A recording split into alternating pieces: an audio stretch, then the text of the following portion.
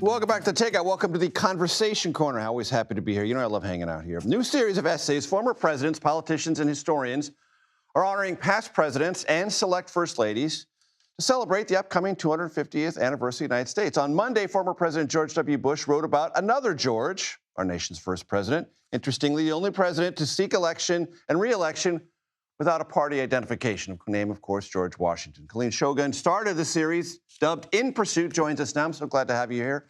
She was the first woman to serve as the National Archivist. Well, that was until President Trump fired her unceremoniously and without explanation last year, which was quite technically a violation of the law. Colleen, it's great to have you here. Thanks for joining us. Well, thank you for having me. You've moved on beyond that, but do you want to say anything about that experience in your life? I think you summarized it pretty correctly, but, you know, it was disappointing. But I think the really main thing for me was, what was I going to do after this? And we knew that we had the nation's 250th anniversary that was, you know, barreling down towards us. And I got a phone call from the organization More Perfect, which is a bipartisan alliance of presidential sites and presidential foundations across the country and civic organizations. And they told me about this project, gave me a brief overview of it. And, you know, I'm a presidential scholar. That's what I did as a political scientist. And so I was very excited about it. And after a few conversations, I said, sign me up. And I got back into the game. What can people expect from this series, In Pursuit? Well, we're going to be delivering short essays every week. We started this week, and we'll go all the way through December on presidents and first ladies. And what we're trying to do is figure out what are the most important, relevant lessons we can learn from our nation's past that are important to us today about democracy, about character, about leadership. And about mistakes and how we learn from mistakes. We are not a mistake-free country. We've done and achieved many great things. I say that all the time. But we've also made mistakes. Yes. And as anyone who has a made mistake in a public arena will tell you, you learn more from those sometimes than the successes. I think we're going to learn as much and maybe more from the essays, but from our presidents that we might consider to be more of a failure or those that struggled. You know, I am always amazed when I look back at the history of Herbert Hoover, who approached the presidency probably with the best skill set of anyone to approach that job in the history of the American presidency. And yet he was overwhelmed by the task, literally overwhelmed by it. He wrote about it quite poignantly. That's also instructive to me, it seems.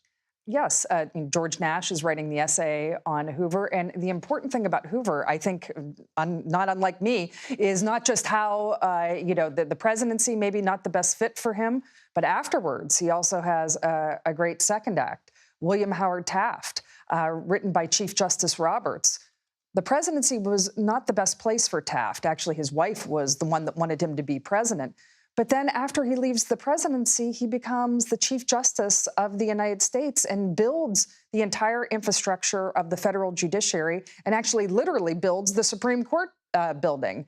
And what a great story, how inspiring that sometimes the position that you think that is going to be the culmination of your career, it turns out it's the next thing that actually is the most important. Do you interact with the folks who are writing the essays? Is that part of the fun? Oh, yes, absolutely. Yes, that's part of the fun. I, field a lot of questions, but I don't tell people what to write. Absolutely. That's up to them. They come up with the interpretations and the lessons they want to feature. So you're not part of an editorial board that rewrites them or redrafts them or send them back with notes? Well, we do have editors, and I do work with the editors, but we try to make sure that we're certain that their voice is coming out in it. We're not changing lessons or changing interpretations. We're just making sure that it's the best presentation possible. And how is this gauged with the mindset of those Americans most either in need of this or possibly in silent ways hungry for it, America's youth? Oh, yes, absolutely. I think we have a civics problem in the United States today. The statistics are not very good.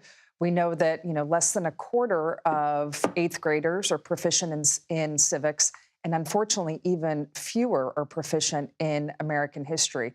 So we have these essays that are going to be going out, and they're available for anybody to read, but we're also working with top civics organizations like the Bill of Rights Institute, iCivics, and C-SPAN in order to provide teacher lessons and short videos that kids can consume so they can learn about our nation's history alongside us. And very quickly, to stay away from the volatile present, no essays on Joe Biden or Donald Trump. No, and that's because really, as you know, as a political scientist working alongside with historians, we need a little bit of time to be able to put those presidencies in perspective. Yeah. And so that's not appropriate, I think, for at this moment in time. We all need some time. Colleen Shogan, thank you for your time. Thank you. Very great to have you here.